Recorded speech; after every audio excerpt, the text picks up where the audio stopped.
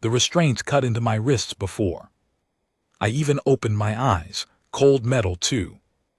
Tight, the kind of grip that told me whoever put me here knew exactly how strong a human body could be and still underestimated it. I heard voices first. Clicking, hissing, something that sounded like laughter but wasn't built for a human throat. My head throbbed. The last thing I remembered was the hull of my transport ship breaking apart. Emergency pod ejecting into a nebula I had no maps for, and a bright blue light swallowing me whole. Now I was here, wherever here was. I cracked one eye open, a sharp light stabbed into my skull. 7 figures stood around me, tall, lean, with skin the color of polished copper and eyes like black glass. They wore long robes with silver trim, and each one carried a thin staff that hummed with quiet energy. One of them leaned closer, tilting its head in a way that reminded me of a bird studying an insect. It spoke, and a small device on its collar translated the words into my language. It is awake, look at it, so small, so broken. Another one laughed, a wet clicking sound. Look at the skin, it is covered in damage, old wounds. Did its own kind do this to it? Are they so primitive?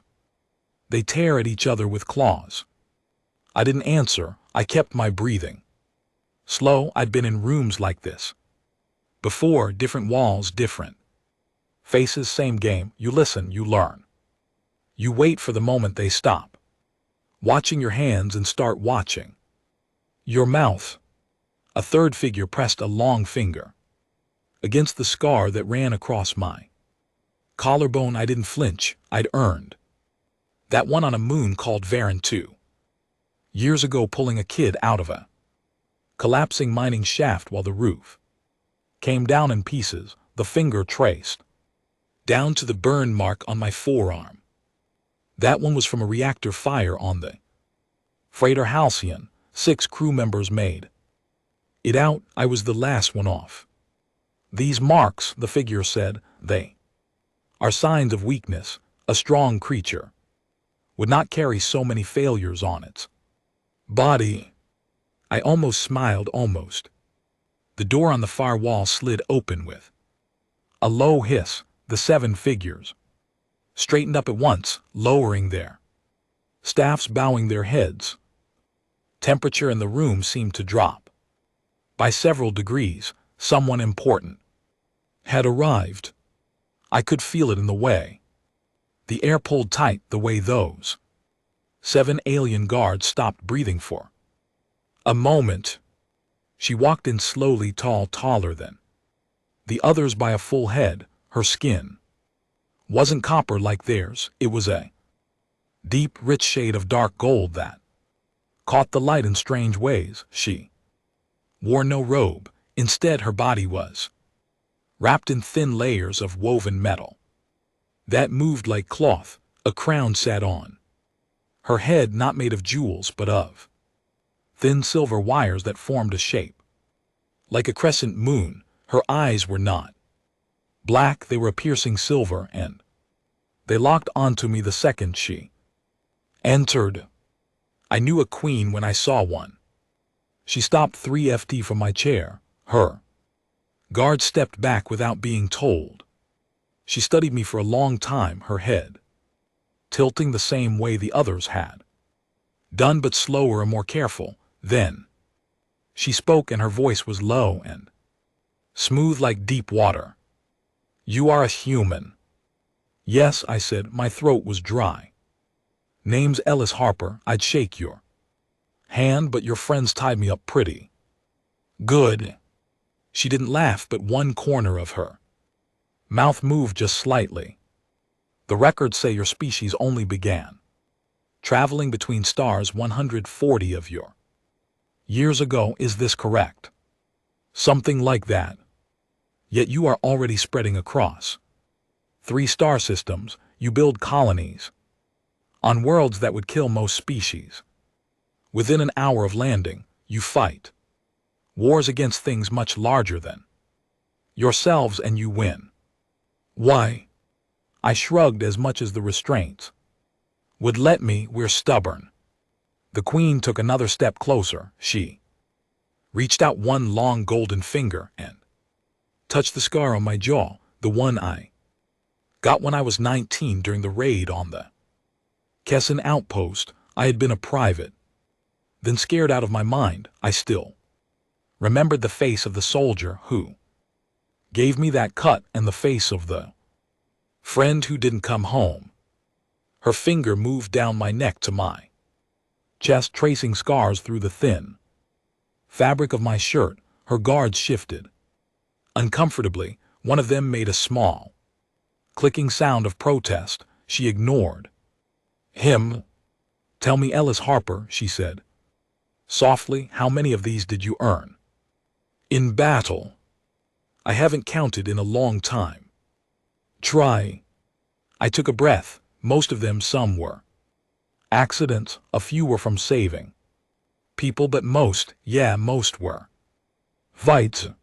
She was quiet for a long moment. Her silver eyes scanned every inch of visible skin, every mark, every line of old pain my body had kept like a record.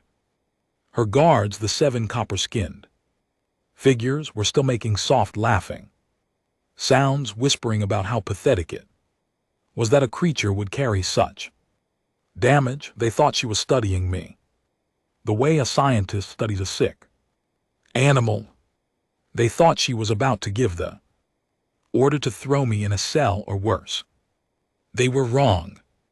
The queen turned her head slowly toward the nearest guard, her silver eyes burned. Silent snorts. The room went dead quiet. She turned back to me. On my world, she said, we have belief, a soul that has survived many wounds is not a weak soul. It is a tested soul, a worthy soul.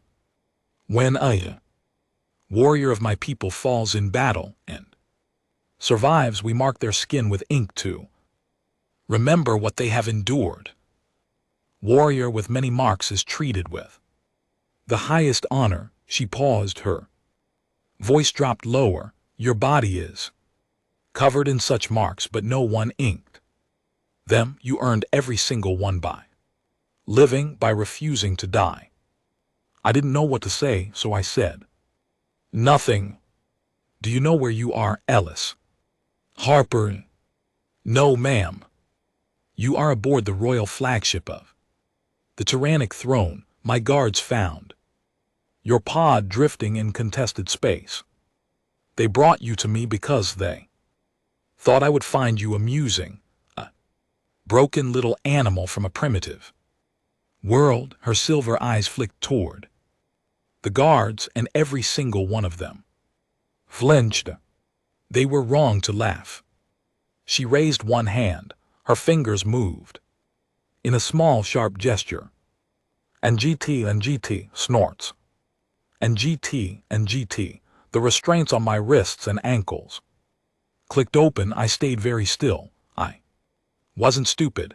A free man in a room full of armed aliens is still a dead man if he moves too fast. Stand, she said slowly.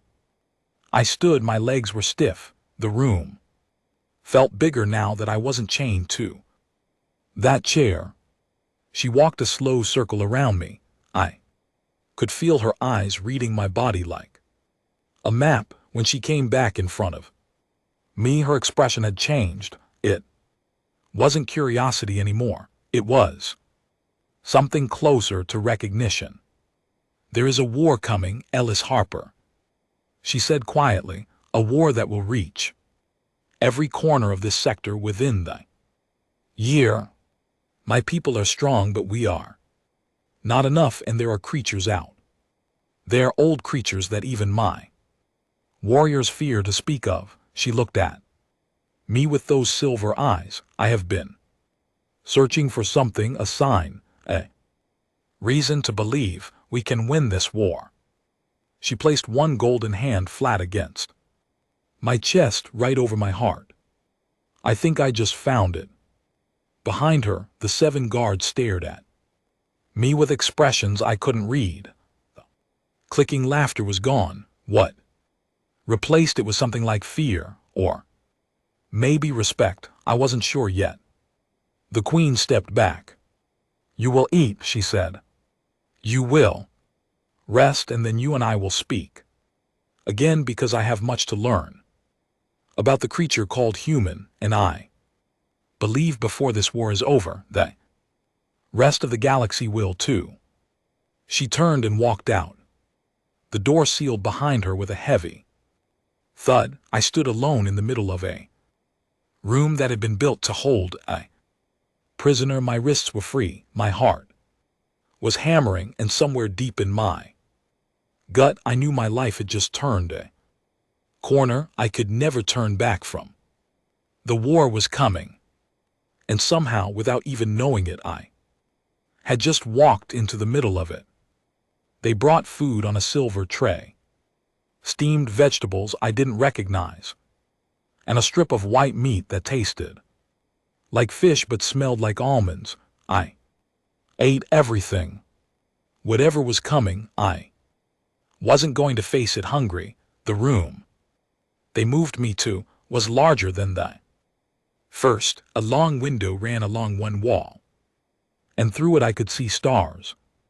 Thousands of them, a red nebula curled through the darkness like smoke caught in slow motion. I sat on the edge of the bed and tried to remember the last time I had seen something so beautiful. The door slid open without warning.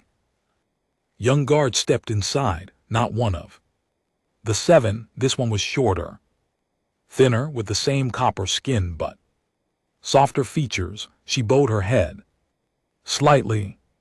The queen requests your presence. Now. I stood, my bones ached. I followed her into a wide hallway lined with carved metal panels. Every few steps, another pair of guards stood at attention. They watched me as I passed, their black eyes unreadable. None of them laughed this time. Word traveled fast on a ship like this. The guard led me through a series of corridors until we came to a large set of double doors. They opened before we touched them. Inside was a chamber unlike anything I had ever seen. The ceiling was high and domed, painted with swirling patterns of silver and blue. The floor was smooth, dark stone. In the center stood a long table made of a dark wood that seemed to glow faintly from within. The queen sat at the far end. She was alone. Sit, she said, gesturing to the chair across from her. I sat. She pushed a small cup toward me. Something warm steamed inside it. Drink, it will help with the pain you are hiding.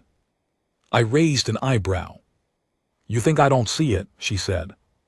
The way you favor your right leg, the way you hold your left arm close when you think no one is watching. I have lived 400 of your years, Ellis Harper. I know what a body in pain looks like. I took the cup. The liquid inside was sweet like honey mixed with something herbal. Within seconds, a warm feeling spread through my chest, the ache in my knee, the old tear from the drop onto Calor Prime faded to almost nothing. Better. Much. Good, now we speak honestly. She folded her long hands on the table. I told you. There is a war coming. What I did not tell you is that it has already begun. I leaned forward. There is a race called the Voth, she said. They come from beyond the dark edge of the spiral, from a place no map has ever charted. They do not negotiate. They do not communicate. They arrive. They consume. They move on. 5 of my border worlds have already gone silent. In the past 60 days, when my scouts reached the first one, they found nothing. No cities, no people, no bodies, just empty ground, as if the Planet itself had been scraped clean. And you think these Voth are heading your way? I know they are. Her silver eyes met. Mine, my counsel tells me we should retreat, pull our fleets back, fortify the inner systems, but I have seen what the Voth do to worlds that try to hide. Running will only buy us time before they find us anyway. Then fight them. With what? My warriors are brave, but we have never faced an enemy like this. We have no experience with total war. We have lived in peace for 300 years. Peace has made us strong in many ways, but it has also made us slow to learn the hard lessons of survival. She looked at me for a long time. Your species knows those lessons, Ellis. Harper, you learned them in your own history. You learned them in your own bodies. Her eyes flicked to my hands, where old scars crossed my knuckles. I need someone who understands how to fight an enemy that cannot be reasoned with, someone who has lived through pain and come out the other side still standing. You have thousands of soldiers. I have thousands of soldiers who have never known real loss. You are one man who has survived more than most warriors see in a lifetime. I sat back slowly. My brain was trying to catch up. A few hours ago I was a freelance pilot whose ship had just been torn apart. Now an alien queen was asking me to help save her empire from something that ate entire planets. What exactly are you asking me to do? Train them. Train who? My royal guard, the best warriors in the empire, 300 of the finest soldiers the tyrannic people have ever produced. I want you to teach them what your kind knows: how to fight when there is no hope, how to keep going when the body says stop, how to win a war you were never supposed to survive. I almost laughed. I didn't, but I almost did. Your Majesty, I was a private in a colonial defense force. I flew cargo runs. I'm not some kind of master warrior. You have lived through things that would have killed any of my guards 10 times over. Your life is the lesson. Your scars are the teaching. She leaned forward. I am not asking for a general. I am asking for a survivor, someone who can look my warriors in the eye and tell them this is what war truly is. This is what it takes, not the glory they have read about in old poems, the real thing. I thought about it. I thought about the 300 warriors she was talking about, most of them probably never having bled in a real fight. I thought about what was coming for them, and I thought about my own people scattered across a handful of colonies in the sector who had no idea a storm was brewing on their edge of the map. If I help you, I said slowly, I have one condition. Name it. When this is over, whatever happens, your empire warns my people. You send word to human space. You tell them what's coming. You give them a chance to prepare. She studied me. For a moment I thought she might refuse. Then she gave a single slow nod. Agreed, your people will be warned. I give you my word as queen of the tyrannic throne. I held out my hand. She looked at it for a moment, then reached across the table and clasped it. Her skin was cool and smooth. Her grip was surprisingly firm. Then we have a deal, Your Majesty. My name is Valerie, she said quietly. When we are alone, you may use it. Valerie, I tested the name. It felt old. Heavy. All right, when do we start? Tomorrow at first light, I will have my commander meet you in the training hall. And what's his name? For the first time, her mouth curved into something that was almost a full Smile, it wasn't a warm smile. It was the kind of smile a person gives when they are about to let you in on a private joke.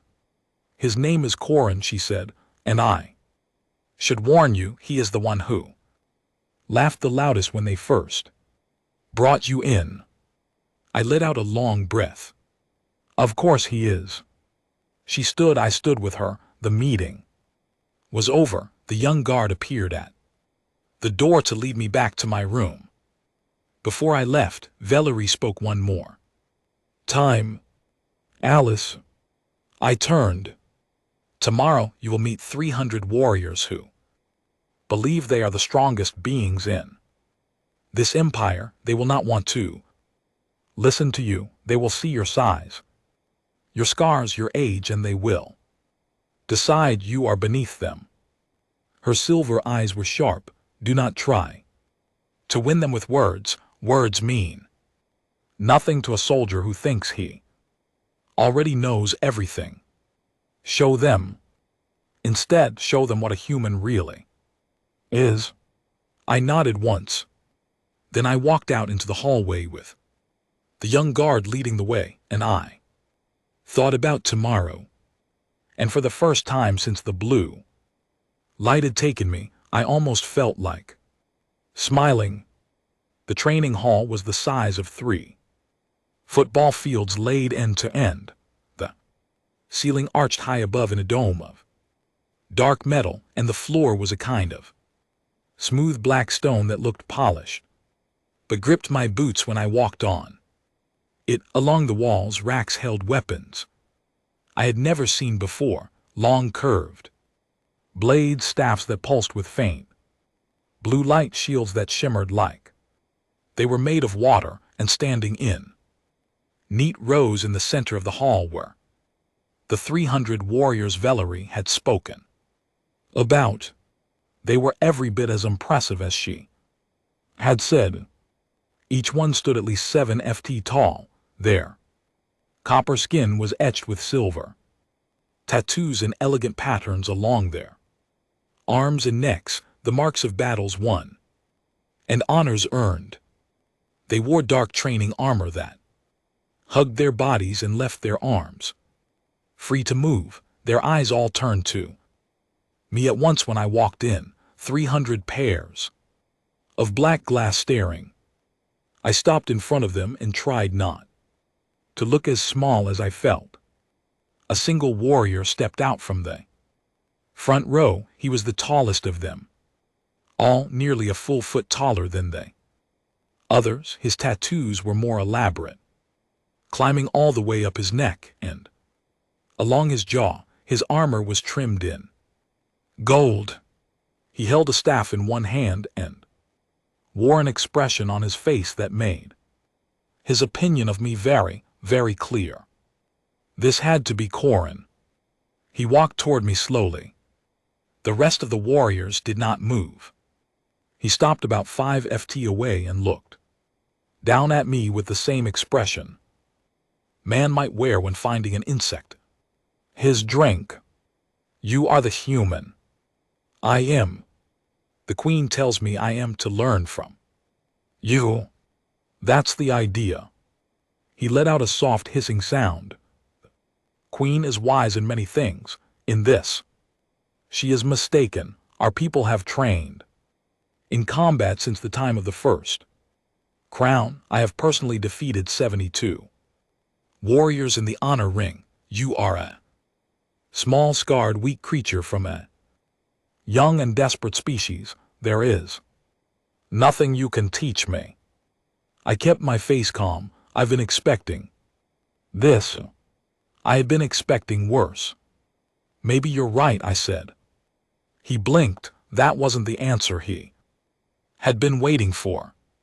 Maybe I can't teach you anything, I said. Maybe you've already learned everything you need to know to survive the Voth. Maybe your 72 victories in the honor ring will be enough. I let the words hang in the air, or maybe they won't. Maybe when you come face to face with something that doesn't care about honor, Something that doesn't stop when you ask. It too, something that eats through your armor like it's paper. You'll wish you had listened to the small, scarred, weak creature while you had the chance. Corin's jaw tightened. You speak bold words for a being of your size. I speak true words. Size isn't going to save you out there. He stepped closer. The warriors behind him shifted, watching. I could feel 300 sets of eyes locked onto every move. Prove it, Corin said quietly. Fight me. Here now in front of my warriors. If you can last against me for 1 minute, we will listen to you. If you cannot, we will carry you back to the queen, and she will find herself a more suitable teacher. I looked up at him, 7 feet tall, hundreds of pounds of muscle, 72 victories, and the confidence of a warrior who had never, not once in his entire life, been pushed into a corner he couldn't climb out of. This was exactly what Valerie had warned me about. Show them, she had said. Don't try to win with words. Okay, I said. 1 minute. He smiled. It was not a kind smile. No weapons. No weapons, I agreed. He handed his staff to a nearby warrior. I rolled my shoulders. My right knee gave a small warning twinge, and I ignored it. The 300 warriors spread out in a wide circle around us. A large, hollow space formed. Corin cracked his neck and raised his fists. Whenever you are ready, small one.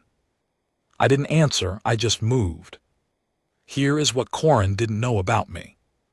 I wasn't a soldier in the way he was. I wasn't trained to fight with honor in a ring. I had spent most of my life fighting on collapsing ships, in crashed escape pods, on planets where the gravity was wrong and the air was thin. I had learned to fight dirty, to fight fast, to fight with the understanding that a fair fight was a fight you were already losing. He swung first, a heavy hook aimed at my head. I ducked under it and drove my shoulder into his knee, not his hip, not his stomach, his knee. I heard the joint give a sharp pop. He grunted in surprise, and I was already behind him, my arm sneaking around his neck. I used his own weight against him and pulled him down to the floor. Before he could react, I had my knee pressed into his back, my arm locked around his throat just tightly enough to stop him from breathing, but not tightly enough to hurt him. The whole thing had taken about 4 seconds. The hall went completely silent. I could feel Corin struggling under me. But I had the angle, he had the size and the strength, but I had the lever, and in a hold like this, the lever wins every time. I leaned down close to his ear. Here's what I want you to understand, I said quietly. You are stronger than me, you are bigger than me, you have more training than me, and none of that mattered because I knew one thing you didn't. I knew I couldn't afford to lose. I loosened my grip just slightly. That's the lesson. The Voth are bigger than you, stronger than you. They have more of whatever it is they have than you do, and if you walk into that war thinking your honor and your size will win the day, your people will die, all of them. I let him go and stood up. I took 2 steps back. He rolled onto his knees slowly, breathing hard. His tattoos caught the light. His black eyes stared up at me with an expression that was impossible to read.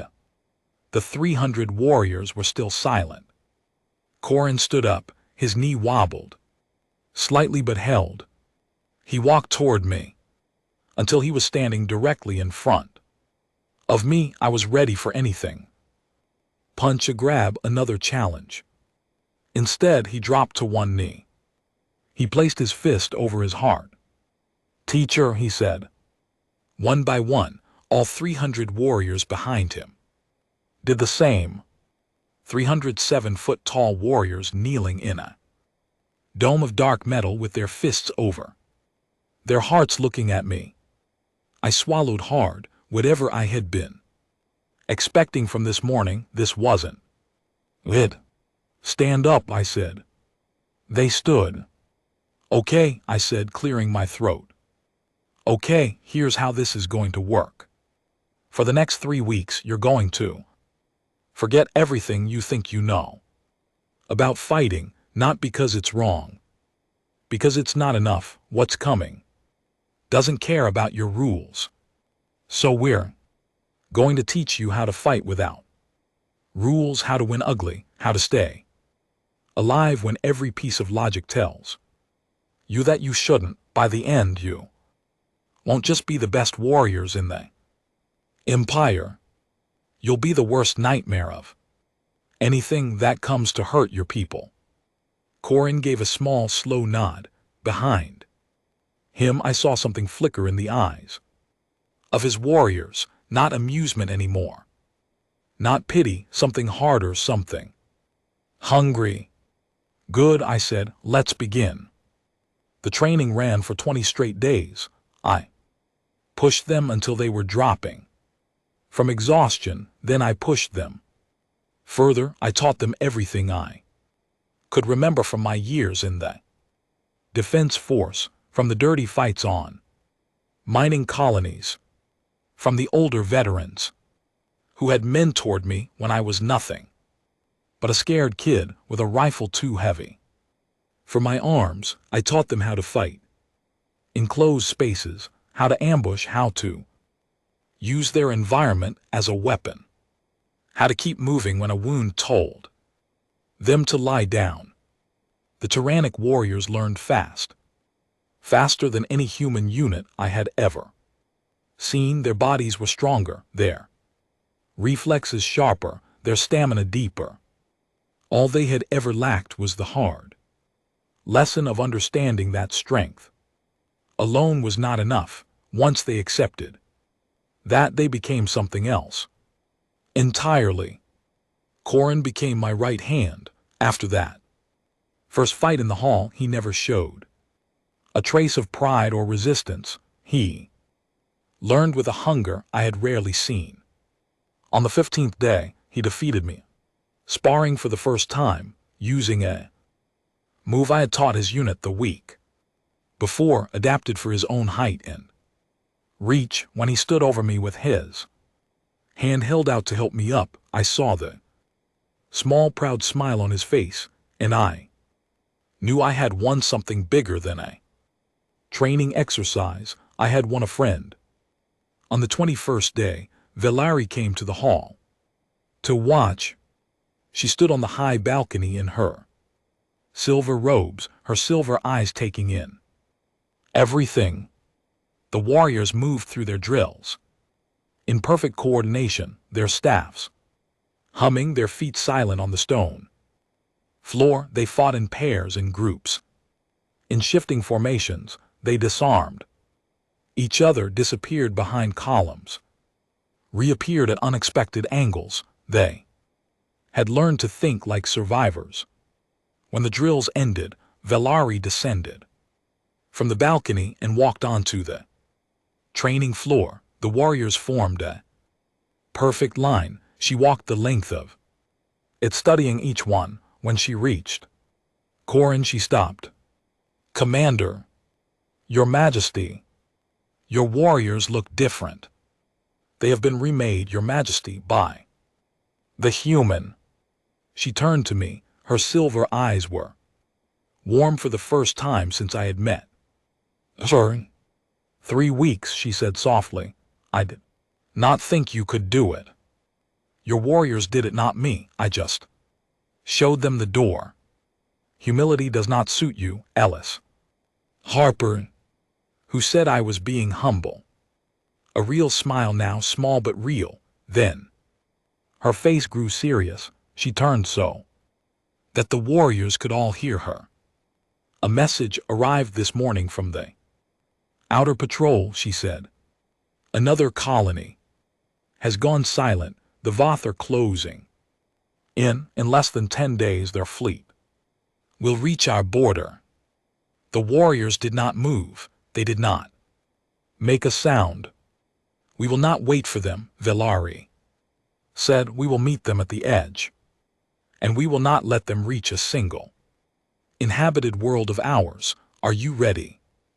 We are ready, Your Majesty, Corin answered for all of them. Villery nodded once, then she looked at me. Ellis, walk with me. I followed her out of the hall. We walked through long corridors, past gardens that grew on the inside of the ship under strange purple lamps, past viewing windows that showed the endless black of space. She did not speak for a long time. Finally, she stopped in front of one of the windows and looked out at the stars.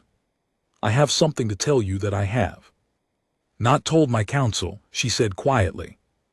Something I could not say in front of the warriors. It is something only my closest advisors know, and now you.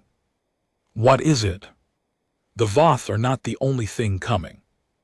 Her voice was so low I had to lean in to hear her. There is something else. Something older, something the Voth are running from. My blood went cold. What do you mean, running from? The Voth do not consume worlds for pleasure. They consume because they must. Because something is chasing them across the galaxy, and they are trying to feed themselves enough to keep ahead of it. They are prey, Ellis, terrified, desperate prey. And when we defeat them, when we push their fleet back, we will become the nearest obstacle between the thing that hunts them and its next meal. I stared at her. You mean after we beat the Voth, the real enemy will come? Yes. I looked out at the stars. Somewhere out there something was coming, something that terrified a race capable of eating planets, something that had never shown itself to any civilization in this sector until now. Why are you telling me this, Villery? She turned to look at me. Her silver eyes were tired in a way I had not seen before. Because I believe you are the only being on this ship who can hear it and not fall apart. Because I have watched you for 3 weeks and I have seen things in you I do not see in my own people. And because she paused, I'm afraid. For the first time in 400 years, I'm afraid, and I needed someone to know. I was quiet for a long moment. Then I reached out and placed my hand gently on her arm.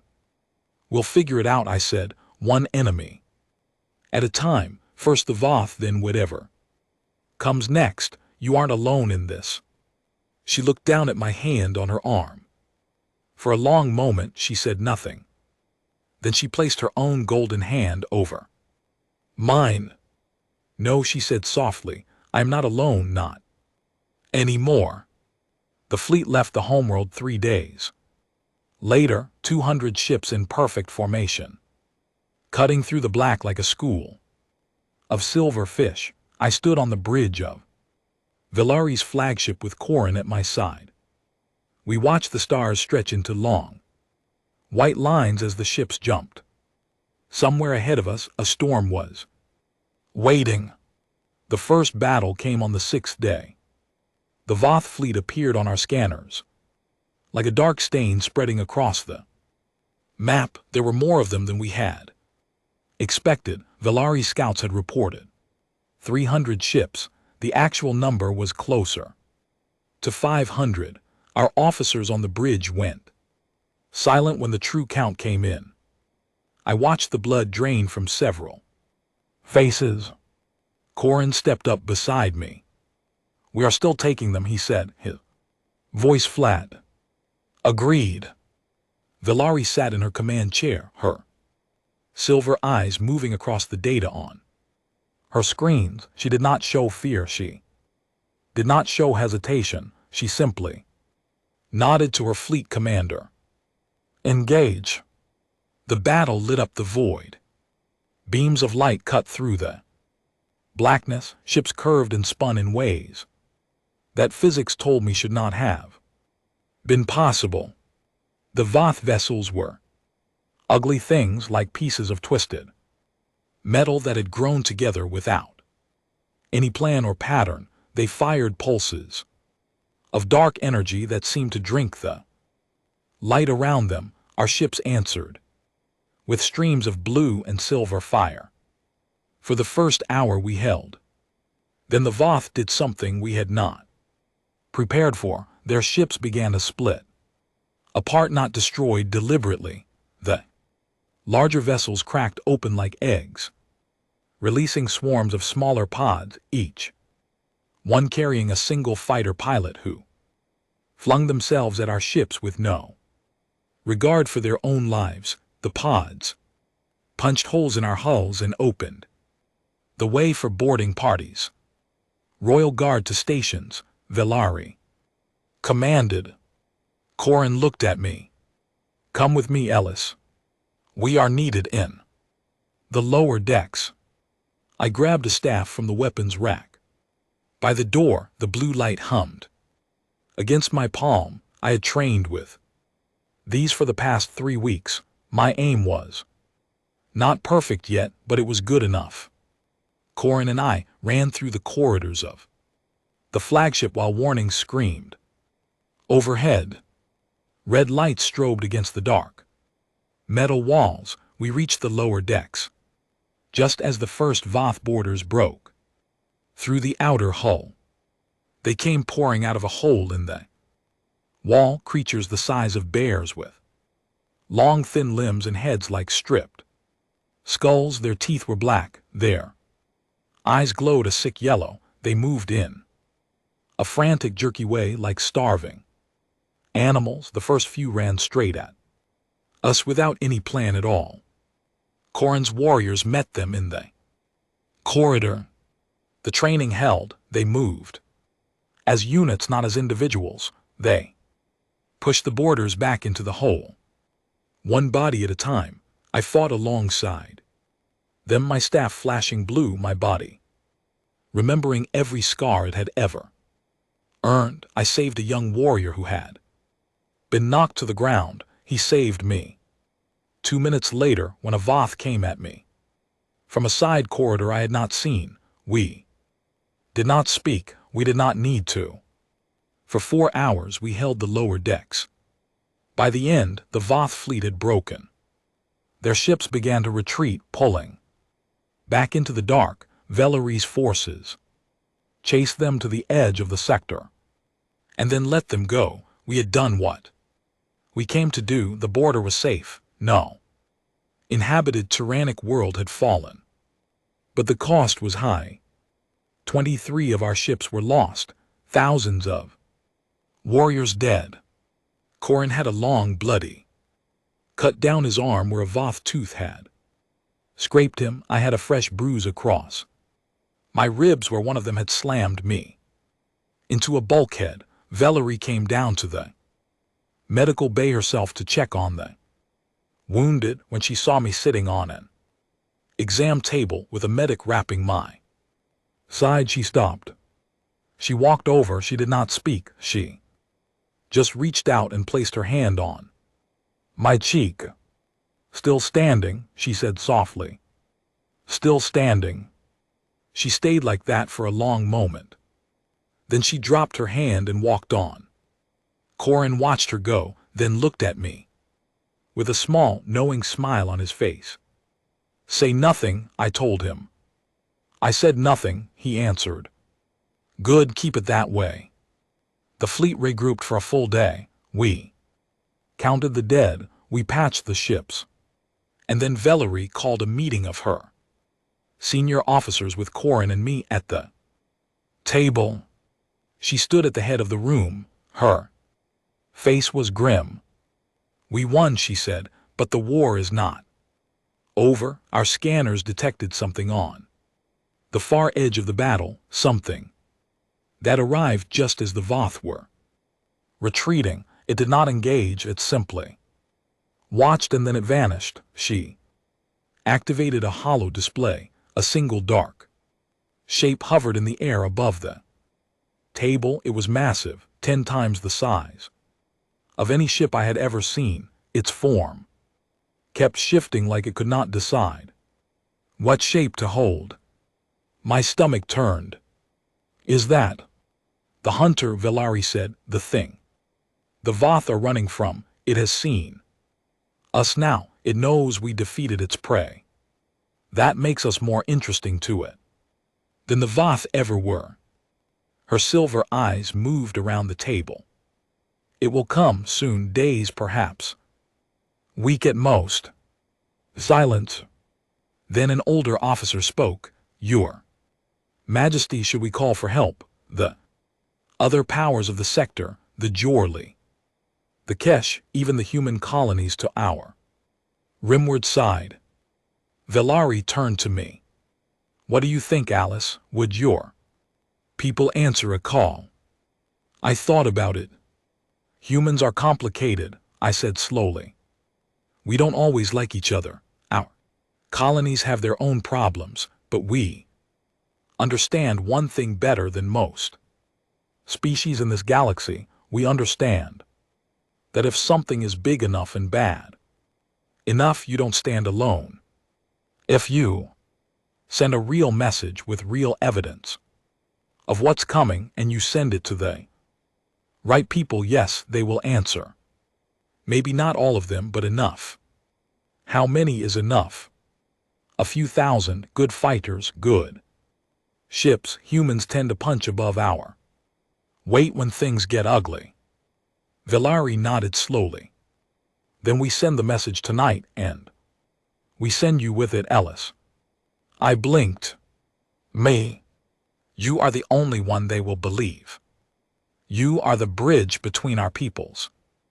No tyrannic ambassador will convince your colonies the way you can. I looked at her for a long moment. I wanted to argue. I wanted to say my place was here with her warriors, with Corin with her, but she was right. Words from a stranger would be ignored. Words from one of their own, backed up by hard evidence, might just work. I'll go, I said, but I'll come back. Before the hunter gets here, I'll come back with everything I can bring. I believe you will, Valerie said softly. She handed me a small data crystal. Everything we know about the Voth and the hunter is on this. Show them to them, bring them home. I closed my hand around the crystal. Count on it. The ship that took me to human space was small and fast, crewed by a skeleton staff of tyrannic pilots. Corin stood on the landing bay as I boarded. He clasped my arm in the warrior grip. Come back, teacher. I'll come back. My warriors will hold until you return. I know they will. You've got this. He gave me a nod that meant 1,000 things. Valerie stood behind him. She did not speak. She only looked at me with those silver eyes, and in them I saw something I had never seen in her before. Worry. Real worry. The kind that comes when you know someone you care about is walking into a storm. Ellis, she said finally. Yes. Come home. Home, she had said, home, not back, not to us, home. I held her eyes for a long moment. I will, I said quietly. Then I turned and boarded the ship. Door sealed behind me. The engine spun up, and the small silver vessel shot out into the dark, carrying one scarred human across the gulf of space toward the place he had been born, with the fate of an entire empire tucked into his pocket. The jump to human space took 2 days. I spent most of it going over everything in my head: what to say, who to say it to, how to make them listen. I had been away from human space for months, and the galaxy moved fast. I had no idea what I was flying back into. The closest human colony was a world called Harwell Reach, a mid-sized outpost on the edge of our expansion zone. The local government was made up of mostly colonial administrators and a small defense council. If I could convince them, they could relay the message up the chain to the core worlds. The ship broke jump on the far side of the Harwell system. The tyrannic pilot looked at me nervously. Our presence will cause alarm. Drop me in the outer orbit. I'll take shuttle in. You pull back to the edge of the system and wait for my signal. Understood. An hour later, I was in a small shuttle, descending through the thin atmosphere of Harwell Reach. The planet was dry and red with scattered pockets of green. Around its few oceans, the main colony sat in a wide valley protected on three sides by low mountains. I landed at the outpost spaceport and stepped out into warm, dusty air that smelled like home. A pair of customs officers approached me. Almost immediately, young humans in tan uniforms, their rifles slung casually over their shoulders. The shorter of the two, a woman with sharp brown eyes and a name tag that read Finley, held up a hand. Identification. I handed her my old Defense Force ID. It was expired by about 2 years, but it was still valid as proof of identity. She scanned it, raised an eyebrow, and exchanged a look with her partner. Ellis Harper says here you've been missing for 11 months, presumed dead. Not dead, just busy. Busy where? That's what I need to tell your commander. It's urgent, like Empire ending urgent. I need to speak to whoever's in charge of this colony's defense right now. She studied me for a long moment, then she nodded to her partner, who spoke quietly into a comm unit. 10 minutes later, a military transport pulled up to the spaceport and took me to the colony's command center. The commander of Harwell Reach's defense council was a woman named Colonel Marissa Tate. She was in her 50s, gray hair pulled back in a tight bun, eyes that had seen things. She sat behind a metal desk and listened without speaking while I told her everything: the Voth, the tyrannic empire, the queen, the training, the battle, the hunter. When I finished, she stared at me for a full minute. That's quite a story, Harper. I have evidence. I handed her the data crystal. She plugged it into her console. For the next 30 minutes she watched the recordings Velari had given me, footage of the Voth fleet battle, data, scans of the hunter on the edge of the fight, intelligence reports on the empty worlds. Her face grew more serious with every minute. When the recordings ended, she sat back in her chair. This is real, yeah. And the tyrannic queen you actually met? Sorry. I trained her royal guard. I fought in her front lines. Colonel, I'm not making this up. If we don't act, an entire empire is going to fall, and after it falls, this hunter is going to come looking for the next civilization in its path. That's us. Humans were next. She nodded slowly. I could see her mind working, calculating. She picked up her comm unit. Get me Sector Defense Command on a secure channel. Priority 1. We need to call a fleet meeting and get me a direct line to High Admiral Cross. He's going to want to hear this himself. She looked at me. Harper, you did the right thing coming here. Whatever happens next, you remember that. I nodded. 4 hours later, I was standing in a secure communications room talking to a holographic image of High Admiral Arthur Cross, the man in charge of all human military forces in this quadrant of the galaxy. He was a big man with a thick white mustache and eyes that missed nothing. I went through my story again. I showed him the evidence. I answered his questions. When I was finished, he was silent for a long time. Then he said, "How many ships does this Queen have?" "About 200 left. They're good ships, but they took losses. She needs support and she needs it fast.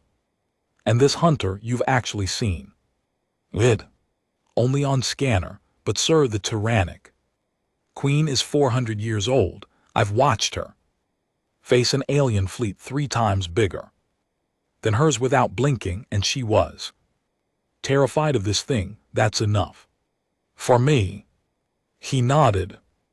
"All right, Harper, I'm going to trust your judgment. I'll put together a response fleet, 12 ships, 3 battle carriers, 4 destroyers, and 5 frigates, plus a battalion of Marines. 2,000 combat personnel. It's the best I can do on short notice without alerting the core worlds, which would take weeks. We don't have. It's enough, it has to be. You'll lead them back." I blinked. "Sorry. You know the Queen, you know her people. You know the terrain. I'm giving you a field commission, Major Harper. You'll have full operational authority as the human liaison. You report directly to me. Any objection?" "No, sir." "Good. The fleet launches in 48 hours. Be ready." His image blinked out. I stood alone in the communications room for a long moment, then I let out a breath I hadn't known I had been holding. 48 hours. I could do a lot in 48 hours. The human fleet launched on schedule, 12 ships, 2,000 Marines, and me at the front of it. We made the jump toward tyrannic space as fast as our engines could handle. I did not sleep much. During the transit, I kept thinking about Valari standing in the landing bay asking me to come home. I kept thinking about Corin and the 300 warriors holding the line without me. I kept thinking about the dark shape on the scanner, the hunter. When we broke jump on the edge of tyrannic space, it was already too late. The fleet scanners lit up with impossible readings. The tyrannic flagship was still intact, but it was in the middle of a fight for its life. The hunter had arrived early, 2 days early, and it was not alone. It had brought its children. Dozens of smaller versions of itself moved around the main shape like a cloud of shifting shadows. They were attacking the tyrannic fleet in ways that did not make sense on any scanner. Ships were disappearing, not exploding, not breaking apart, just vanishing as if they had been erased. The tyrannic forces were fighting hard, but they were losing ground. I grabbed the comm. "This is Major Ellis Harper of the Human Response Fleet, Tyrannic Command. We are here. We are engaging. Hold your lines." There was a crackle on the channel, then Valari's voice, shaking for the first time I had ever heard. "Ellis, thank the Crown. They came too soon. We could not." "I know. I'm here now. Hold on. We're coming in hot." I turned to the bridge crew of the lead human battle carrier. "All ships full burn. Marines to drop pods. We are going to the flagship. Anyone who gets in our way, we blow through. Is that clear?"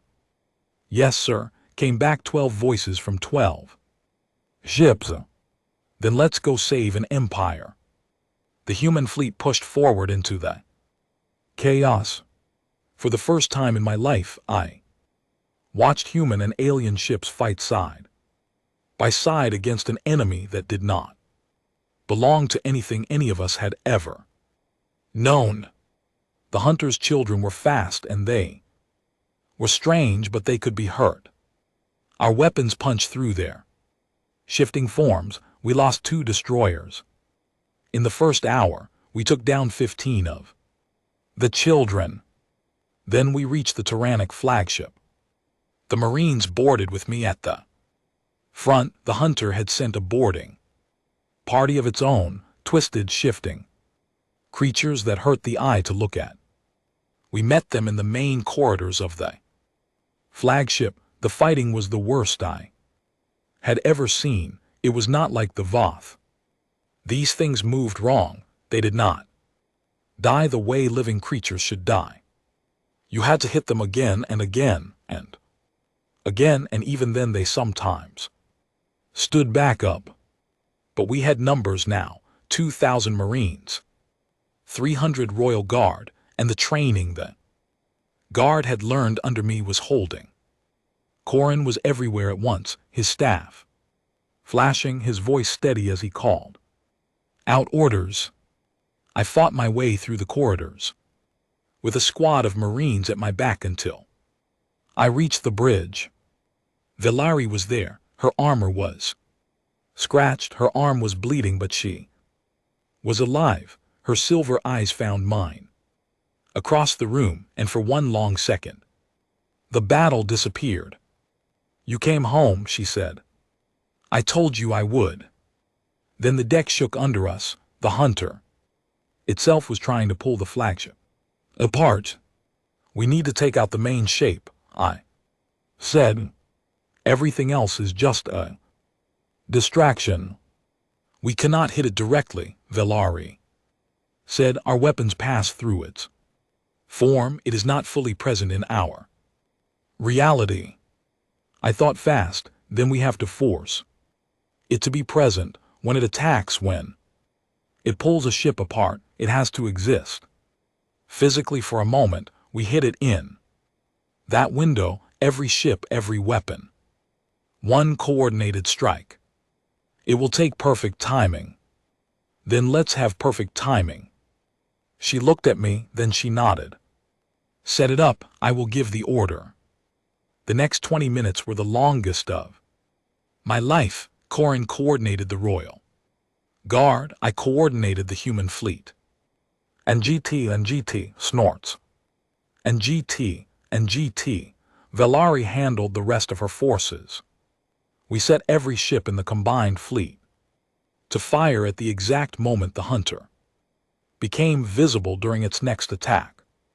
We had one shot. If we missed, the flagship was gone. Maybe the whole fleet was gone. The hunter came.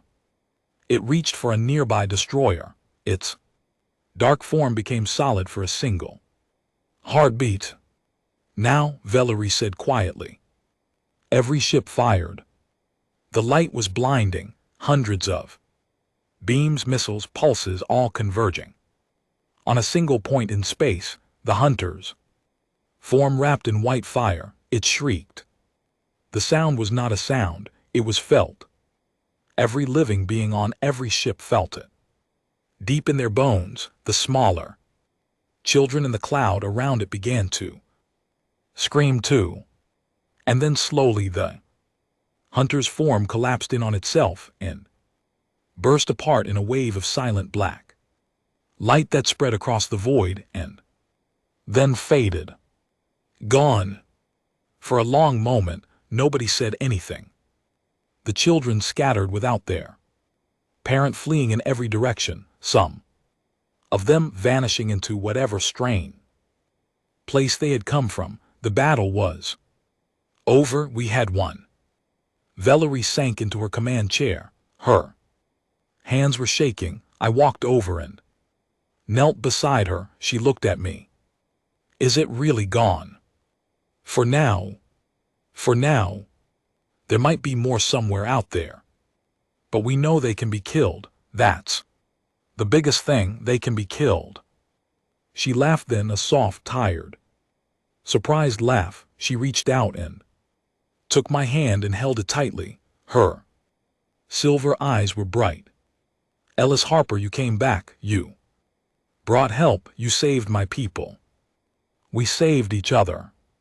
She shook her head slowly. No, you saved us. I will tell the truth of this day to the end of my life. When the records are written, your name will be the first of them. Every child of every tyrannic world will know the story of the human who came from the stars with scars on his body and war in his heart, and stood beside us when the dark reached out for us.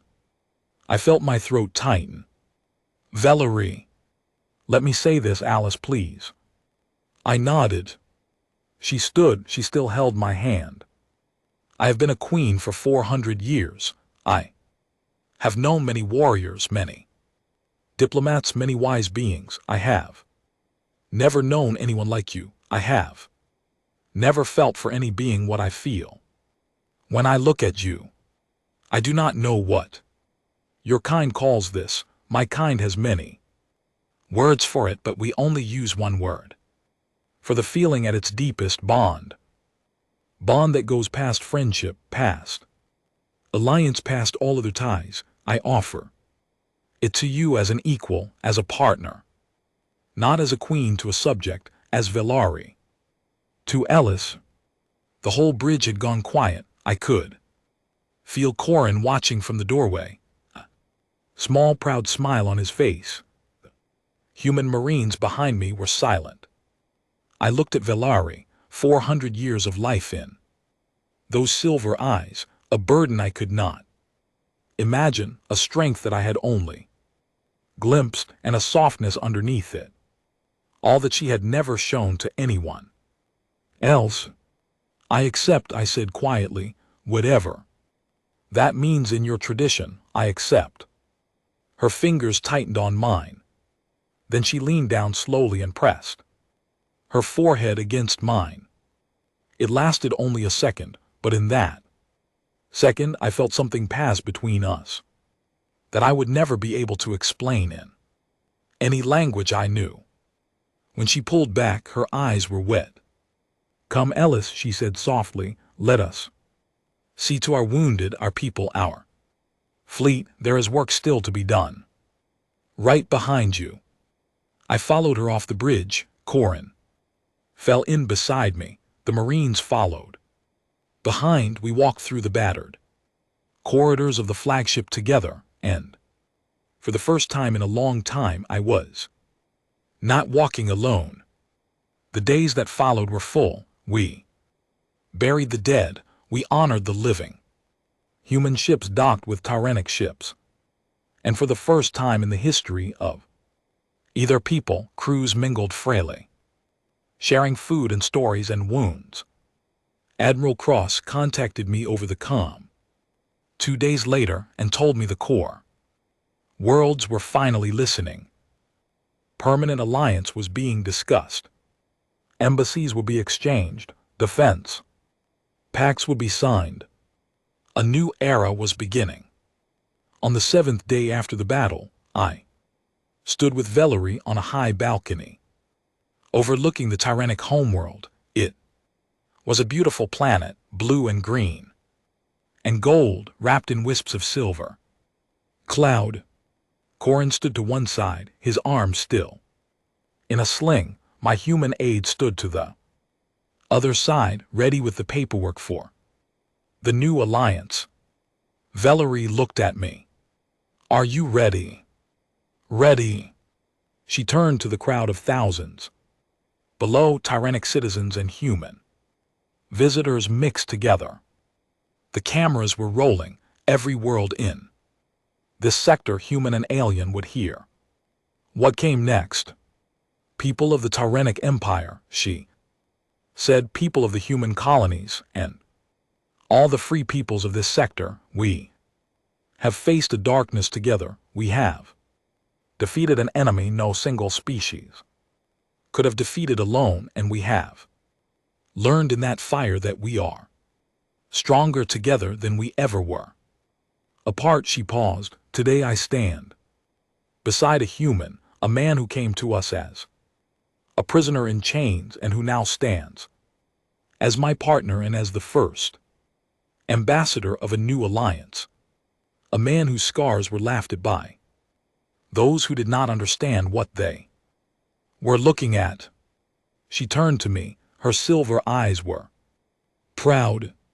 They laughed at your scars, Ellis Harper, until they saw the wars you had survived, and now no one will ever laugh again, not at you, not at your people, not at the scars of any warrior who carries the mark of a battle fought and won.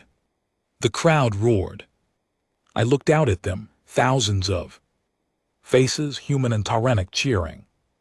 Together, I thought about the long road that had brought me here, the broken transport ship, the cold restraints in the interrogation room, the 7 guards with their clicking laughter, the fight with Corin in the training hall, the battle with the Voth, the hunter in the dark, and Valari asking me to come home. I thought about all the scars on my body, every one of them a story, every one of them a survival, every one of them a reason I was still standing. Valari took my hand. Say something, Ellis, she said softly. They are waiting. I stepped up to the edge of the balcony. The crowd quieted. I'm not much for speeches, I said. So I'll keep it simple. My name is Ellis Harper. I'm just a man. I was born on a small human colony my great-grandparents helped build. I flew cargo runs for a living. I got knocked around a lot. I earned every mark on my body the hard way, and I never thought any of them meant much. I just thought I was lucky to be alive. I paused. Turns out they meant something after all. Turns out every time I took a hit and got back up, every time I lost a friend and kept going, every time the universe tried to end me and I told it no, I was becoming something. I wasn't the only one. Every human standing here today knows what I mean. Our species has been knocked down more times than we can count, and we always get up. I looked at Valari. Your queen saw something in me that I never saw in myself. She looked at my scars and saw a story instead of a weakness, and that changed everything. Not just for me, for all of us, because she reached out to a species her people could have dismissed, and we reached back, and together we did something impossible. I turned back to the crowd. There's more darkness out there. I won't lie to you about that, but we've proved something now.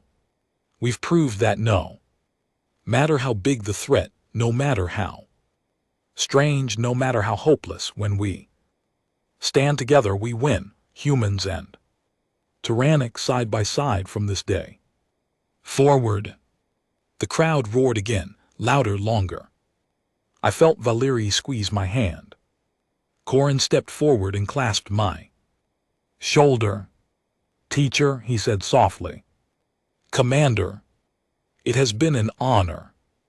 The honor has been mine. The sun dipped lower on the horizon. Sky turned gold and pink. The cheers of thousands of voices rolled across the great square. And somewhere in the distance, on a quiet balcony in a newly allied empire, a scarred human held the hand of a silver-eyed queen and knew that wherever the next battle came from, whatever shape it wore, whatever terror it brought, he would not face it alone. Not ever again. The stars above us were endless.